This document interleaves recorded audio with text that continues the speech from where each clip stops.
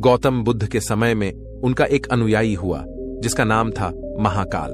महाकाल सच में एक बहुत ही अच्छा और धार्मिक व्यक्ति था। वह लोगों की मदद करता, गरीबों को दान देता, किसी के साथ अन्याय नहीं करता और बुद्ध द्वारा बताए गए पंचशीलों का पालन करता।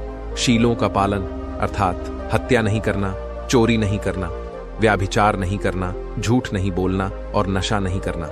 इसके साथ ही वे बुद्ध द्वारा बताए गए ध्यान और साधना का अभ्यास भी करता।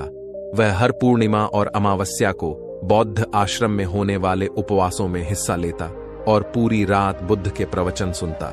ऐसे ही एक अमावस्या के दिन उसने उपवास किया और रात को बुद्ध के प्रवचन सुनने लगा।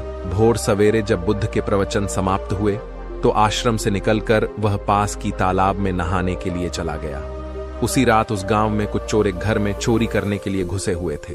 जब वह चोरी करके भाग रहे थे तो गलती से एक चोर का पैर बर्तनों से टकरा गया और बर्तनों के आवाज से घर के लोग जाग गए। चारों तरफ हल्ला मच गया कि गांव में चोर घुसे हैं। मोहल्ले भर के लोगों ने चोरों का पीछा करना शुरू कर दिया।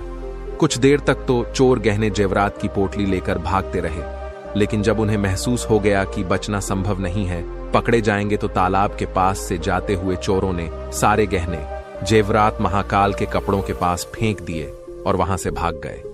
जब लोग वहां पहुंचे तो उन्होंने देखा कि चोरी का सारा सामान तो इस व्यक्ति के कपड़ों के पास पड़ा हुआ है।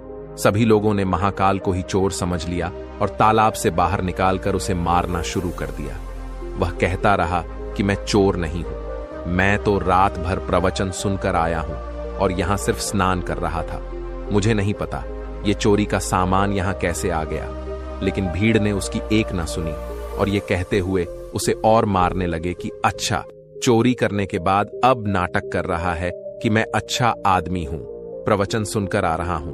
गुस्साई भीड़ ने उसे इतनी बेरहमी से पीटा कि उसकी मौत हो गई और उस मृत महाकाल के शरीर को वहीं छोड़कर लोग अपने अपने घर चले गए। सुबह जब आश्रम के कुछ शिष्य तालाब में पानी लेने के लिए आए तो उन्होंने महाकाल की मृत्यु शरीर को तालाब के पास पड़ा देखा। पूछने पर पता चला कि चोरी के आरोप में लोगों ने महाकाल को पीट पीट कर मार दिया। शिष्यों ने बुद्ध के पास जाकर यह दुखद खबर सुनाई कि बेचारे उपासक महाकाल को लोगों ने मार दिया। उसे उस गलती की सजा मिली जो उसने की भी नहीं थी। बुद्ध शिष्यों के द्वारा की जा रही अलग अलग बातों को बस ध्यानपूर्वक सुन रहे थे।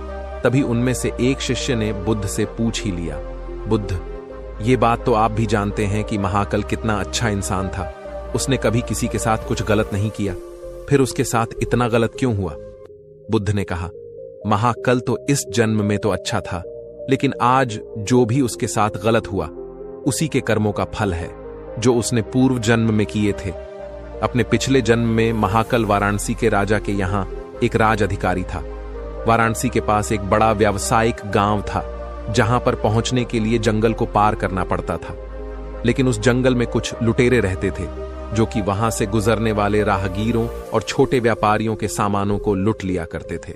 व्यापारियों ने वाराणसी के राजा से अपनी सुरक्षा की गुहार लगाई तो वाराणसी के राजा ने अपने उस राज अधिकारी को कुछ सैनिकों के साथ व्यापारियों से कुछ धन लेकर उन्हें जंगल पार करने के काम पर नियुक्त कर दिया। राज अधिकारी महाकाल भी अपने काम को पूरी ईमानदारी से कर रहा था। वह लोगों से कुछ धन लेता और अपने सैनिक भेजकर उन्हें सुरक्षित जंगल पार करवा देता। एक शाम पति पत्नी का एक जोड़ा अपनी छोटी सी बैलगाड़ी में बैठकर राज अधिकारी के पास आता है और धन के बदले उन्हें सुरक्षित जंगल पार करवाने के लिए कहता है। लेकिन राज अधिकारी उन्हें यह कहते हुए मना कर देता है कि अभी जल्दी ही रात होने वाली है, इसलिए वो उनकी और सैनिकों की जान खतरे में नहीं डाल सकता। उन्हें जंगल पार करने के लिए सुबह तक का इंतजार करना पड़ेगा।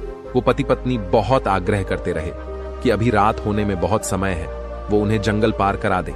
लेकिन राज अधिकारी नहीं मानता और उन्हें सलाह देता है कि वो रात भर यहीं रुके, उनके रहने और खाने की व्यवस्था वो खुद करवाएगा। पति पत्नी को मजबूरन उस राज अधिकारी की बात माननी पड़ती है। असल में उस राहगीर की पत्नी बहुत सुंदर थी, जिसे देखकर राज अधिकारी उस पर मोहित हो गया था। उस पर काम वासना हावी हो जाती है और जब व्यक्ति पर काम वासना हावी हो जाती है तो उसे सही गलत कुछ समझ नहीं आता। वह आसक्ति की आग में जलकर अंधा हो जाता है और यही उस राज अधिकारी के साथ भी हुआ। उसने उन दोनों पति पत्नी के रहने और खाने की व्यवस्था तो कर दी, लेकिन साथ ही वह उसकी पत्नी को पाने की तरकीबें सोचने लगा। उसे एक तरीका सूझा। उसके पास एक बड़ा सा हीरा था। उसने उस हीरे को रात में चुपके से उस आदमी के बैलगाड़ी के सामान में छुपा दिया और सुबह होते ही हल्ला मचा दिया कि उसका कीमती हीरा किसी ने चोरी कर लिया है। उसने अपने सैनिकों को आदेश दिया कि हर एक व्यक्ति की सामान की तलाशी लेने के बाद ही उसे आगे जाने दिया जाए। सैनिकों ने तलाशी ली तो योजना के अनुसार हीरा उस पति पत्नी की बैलगाड़ी के सामान में छुपा मिला। राज अधिकारी उस व्यक्ति को सभी के सामने यह कहते हुए पीटने लगा कि मैंने तेरे रहने और खाने की व्यवस्था की और तूने मेरे ही साथ गद्दारी की। उसके साथ उसके सैनिक भी उस आदमी को पीटने लगे और पीटते पीटते उस व्यक्ति की वहीं मौत हो गई। बाद में राज अधिकारी ने अपने रुतबे और दौलत के दम पर उस स्त्री को अपनी पत्नी बना लिया, क्योंकि पिछले जन्म में महाकाल ने सिर्फ उस स्त्री को प्राप्त करने के लिए उसके पति पर झूठा आरोप लगाकर बेवजह उसकी निर्मम हत्या कर दी थी। इसलिए पिछले जन्म में ही उसकी मृत्यु के पश्चात उसे नर्क प्राप्त होता है और नर्क में बहुत दुख भोगने के बाद उसे ये इंसानी जीवन मिलता है। लेकिन इस जीवन में भी उसके पिछले कर्म उसका पीछा नहीं छोड़ते और उसके साथ की वैसा ही होता है जैसा उसने उस स्त्री के पति के साथ किया था। महाकाल को उस चोरी की सजा मिलती है जो उसने की भी नहीं थी। उसने इस जन्म में तो अच्छे कर्म किए थे, लेकिन उसके पिछले जन्म के बुरे कर्मों की वजह से आज उसकी यह दुर्गति हुई है। बुद्ध ने आगे कहा, तो भिक्षुओं, अगर इस जन्म में किसी अच्छे व्यक्ति के साथ बुरा होता है तो ये उसके पुराने जन्मों के पाप ही होते हैं जिनका फल उसे इस जन्म में भुगतना पड़ रहा है। इसलिए मैं तुमसे कहता हूं कि अपने आज के कर्मों को सुधारो ताकि तुम्हारे आने वाले जन्म भी सुधर जाए।